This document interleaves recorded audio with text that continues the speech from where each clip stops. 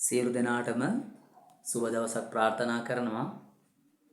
අද දවසේදී ඇත්තටම knowledge TV නාලිකාව ඔස්සේ දැයේ දුවා දරුවන්ට දැනුම ආකල්ප කුසලතා වර්ධනය කර ගැනීමට අවශ්‍ය උපකාරයක් සිදු කිරීමට අපි බලාපොරොත්තු වෙන්නේ. ඇත්තටම දුවේ පුතේ අම්මේ තාත්තේ ඔබේ දුවට පුතාට දැනුම ලබා දෙන්න නිවැරදිව අපි උත්සාහ ගත යුතුයි. අපි බලමු ශිෂ්‍යත්ව විභාගයේදී වගේම ඉන් එහාට ඉන් ඔබට යන විභාග සඳහා කොහොමද අපි දූ දරුවන්ට දැනුම ලබා දෙන්නේ කියලා. අද මම සෝෂල් මීඩියා නැත්නම් සමාජ මාධ්‍ය හරහා වගේම අපේ කමල් සිරි සර් පේජ් එක ඔස්සේ වගේම knowledge TV නාලිකාව හරහා බලාපොරොත්තු වෙනවා අනාගත කාල වාක්‍ය පිළිබඳව සරලව මතක තබා ගන්න ක්‍රමය උගන්වන්න. බලමු දුවේ පුතේ කොහොමද අපි අනාගත කාලේ හදාගන්නේ කියලා. ළමයා පාසලට යන්නේය. ගුරුවරයා පාඩම උගන්වන්නේය.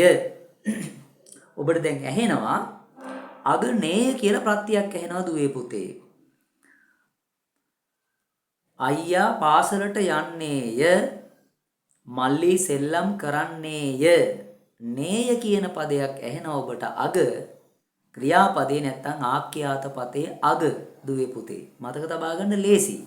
අනාගත කාල වාක්‍ය අපි හදනකොට නේය කියන අවසාන ක්‍රියාවේ අග කොටස අපට තේරුම් ගන්න පුළුවන්කම තියෙනවා. පුතේ ඔබ බහුවචන කරනකොට ගුරුවරු පාඩම උගන්වන්නෝය.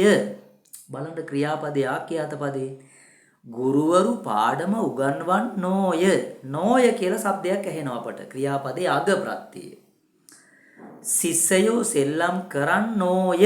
අනාගත කාලේ තාම සෙල්ලම් කරලා නැහැ. කරන්නේය කරන්නෝය. ඔහු පාඩම් කරන්නේය. ඔව්හු පාඩම් කරන්නෝය. එහෙනම් අපට සරලයි නේය නෝය අනාගතේ මතක තබා ගන්න ලේසි. නේය නෝය අනාගතේ ක්‍රියාපද ඒක වචනේදී නේ යෙදෙනවා දුවේ පුතේ. අගට යෙදෙනවා නෝය කියන ප්‍රත්‍යය යෙදෙනවා.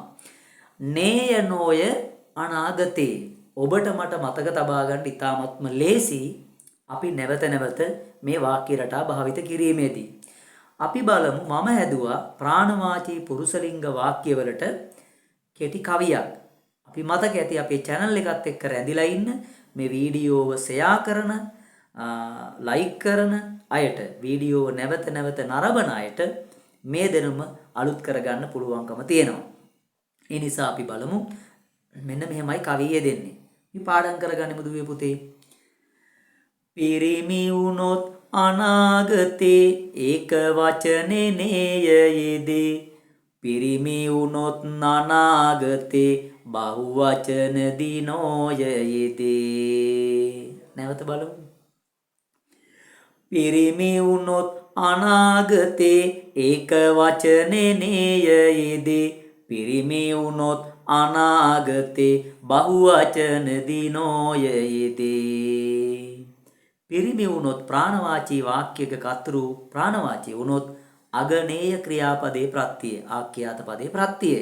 ක්‍රියාපදය ආඛ්‍යාත පදය කියලා කියන්නේ දෙකම එකක් දුවේ පුතේ. මතක තබා ගන්න ලේසි. කතරු බහුවචන වෙනකොට ක්‍රියාපදයක් බහුවචන වෙනවා දුවේ පුතේ. බලන්න. පිරිමි වුණොත් අනාගතේ ඒක වචනේ නේයයේදී. පිරිමි වුණොත් අනාගතේ බහුවචන දිනෝයයේදී. අනාගත කාල වාක්‍ය මතක තබා ගන්න ලේසිම සරල ක්‍රමය. නැවත වතාවක් අපි කවිය බලමු දුවේ පුතේ. පිරිමි වුණොත් අනාගතේ ඒක වචනේ නේයයේදී. පිරිමි වුණොත් අනාගතේ බහුවචන දිනෝයයේදී. සරලයි ලේසි කටපාඩම් කරගන්න දුවේ පුතේ.